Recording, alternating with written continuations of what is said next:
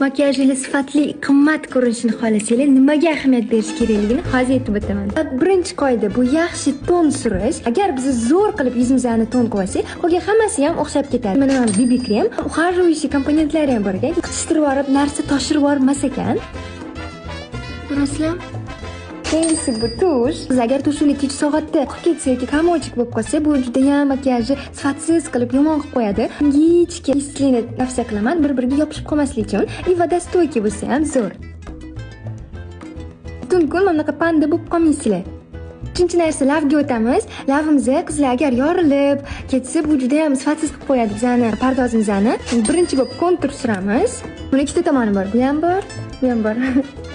Agar boshqacharoq rang qilmoqchi bo'lsangiz, mana mashina ochib ikkinchisini ichini bo'yaysizlar-da, undan keyin blesk surasizlar. Zo'r, mana bu tint bor, hozir suraman. Bu shunaqangi ухаживающий, sochni qilib qo'yadi-da. Yorilib ichiga kirib qolmaydi tint. Shunaqangi sochni imенно mana shu yozga, bahorgacha zo'r qilib ham ухаживать qilib turadi, ham rangi zo'r. Mana shu qoidalarga rioya qilsanglar, makiyajingiz juda ham sifatli, qimmat ko'rinadigan bo'ladi. Yaxshi ko'raman.